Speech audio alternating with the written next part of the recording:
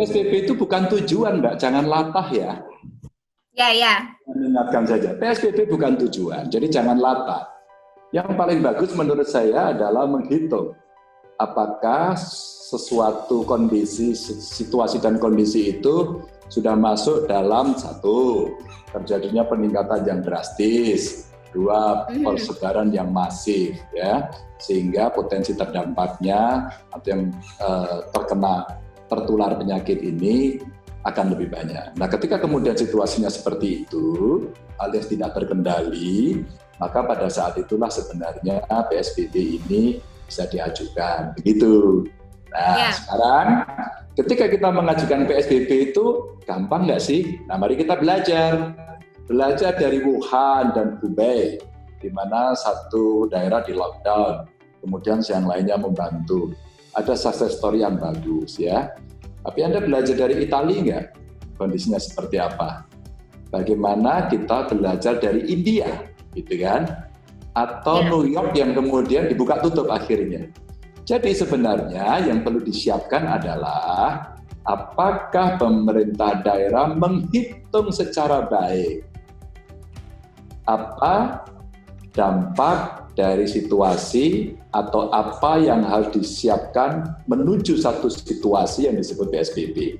Apa sih yang disiapkan? Tentu satu, siapkanlah logistik karena mereka kemudian yang dibatasi itu mereka terjamin makannya, terjamin minumnya, terjamin kesehatannya, terjamin segala sesuatu yang menjadi kebutuhan hidupnya.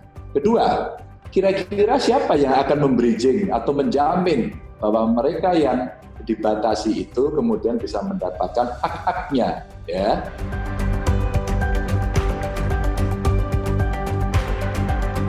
Belum. Kita mengambil dua klaster yang kita prioritaskan untuk rapid test. Yang pertama adalah mereka yang ODP, ya. Terus kemudian yang kedua, ini kita memberikan pencadangan terhadap kalau kemudian, saya lagi minta kaji nih Mbak, rapid test kita pakai sebagai satu metode survei. Sampai hari ini semua saya tanyain kok Mbak, kita rapid test ya? Mana sih alatnya yang paling bagus? Yang Cina, yang Singapura, yang Korea. Berapa sih tingkat keakuratannya? Gitu. Nah, kenapa ini penting untuk kita sampaikan? Agar kita tidak latah. Rapid test ini kalau kita mau pakai sebagai salah satu cara untuk mensurvei sejauh mana persebarannya ini ada, cara itu bagus. Tapi Jawa Tengah masih prioritaskan pada mereka yang ODP.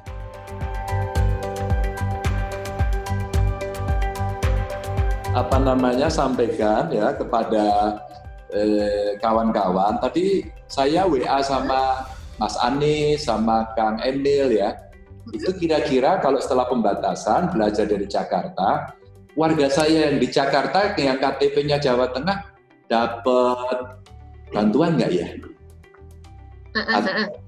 Kan itu penting nih Mbak. Kami punya 7 juta kurang lebih yang ada di Jakarta. Salah satunya yang jadi presiden, ya, orang Jawa Tengah. Ya. Terus kemudian saya sampaikan, Mas Anies akhirnya tadi menyampaikan ke saya, oke Mas kita data, nanti Tapom saya akan kontak menjenengan. Jadi kita kontak-kontakan kita tindak lanjuti hari ini. Intinya semua yang ada di sana harapannya Mbak, jangan keluar dari Jabodetabek, udah di situ aja. Terus kemudian mari kita bantu mereka agar mereka bisa hidup, minimal sembako dan tempat tinggal agar mereka bisa lebih nyaman, apapun bentuknya.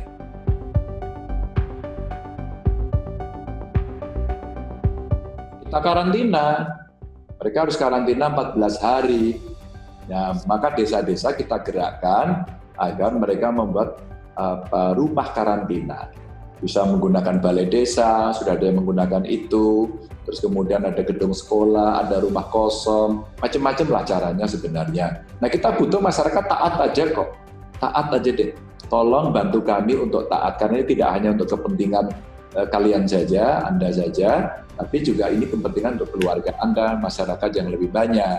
Maka saya katakan tadi, bagaimana kemudian mencegah itu? Saya katakan tadi, seluruh yang ada di DKI Jabodetabek di situ aja. apapun agamamu, sukumu, KTP-mu, pokoknya di situ. Nah, negara menyiapkan agar bisa membantu, kan gitu ya. Masyarakat kemudian saling tolong-menolong. Si corona ini memang nyebelin ya, bikin marah semua orang, merubah situasi, konstelasi semuanya berubah. Tapi si corona mengingatkan pada kita bahwa bumi ini harus berhenti istirahat sebentar, sehingga lingkungan menjadi baik. Hari ini kita bisa bertemu keluarga karena stay at home. Hari ini kita semua rajin cuci tangan. Hari ini kita baik hati, suka tolong-menolong. Hari ini semua sadar menjaga kesehatan, olahraga, makan bergizi gitu ya.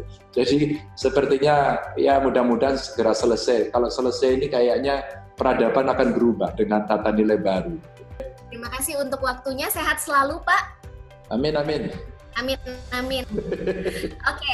Readers dan penonton Kumparan juga terima kasih banyak sudah menyaksikan live Corona Update. Tadi udah ngobrol-ngobrol panjang lebar dengan Pak Ganjar tentang bagaimana situasi dan perkembangan dari pandemi virus corona, terutama khususnya di Jawa Tengah. Nah, ada informasi nih untuk kalian. Tentunya dalam kita melawan atau menghadapi pandemi virus corona ini, ada banyak cara yang dapat kita lakukan, ya kan? Seperti salah satunya kita menjaga daya tahan tubuh, istirahat yang cukup, olahraga yang teratur, mengonsumsi makanan bergizi, dan tentunya kita juga bisa mengonsumsi suplemen sebagai proteksi tambahan. Nah, salah satu suplemen yang dapat menjadi pilihan dalam meningkatkan imunitas tubuh kita dan keluarga adalah Starmuno. Seperti yang saya pegang ini. Karena Starmuno ini mengandung polinase atau ekstrak triple standardization dari akar Echinacea angustifolia yang baik untuk membantu memperbaiki daya tahan tubuh kita. Nah, Starmuno ini juga mengandung black elderberry, yaitu tumbuhan asal Eropa yang memiliki zat aktif flavonoid, antosianin, dan quercetin yang dapat meringankan dan mempercepat durasi penyembuhan gejala infeksi. Ada juga nih kandungan vitamin C dan zinc picolinat yang teruji meredakan gejala infeksi saluran nafas dengan lebih cepat. Jadi boleh nih, ini menjadi salah satu suplemen, jadi suplemen yang bisa kita konsumsi untuk menangkal virus corona. Tentunya juga ini membantu untuk meningkatkan imunitas tubuh kita bersama keluarga kita. Jadi yuk, yang masih bingung, aduh kayaknya aku butuh suplemen tambahan tapi bingung mau minum apa, boleh deh dicoba Starmuno ini. Tapi tentunya juga kita tetap harus melakukan yang namanya social distancing, physical distancing, rajin cuci tangan juga, menggunakan masker saat keluar rumah, dan menjaga kesehatan, dan dipilah-pilah nih apa makanan dan minuman yang kita konsumsi selama pandemi virus corona ini. Oke, yang paling penting juga harus happy, jangan stres ya. Jadi tetap semangat, kita sama-sama di sini untuk menghadapi penyebaran virus corona ini.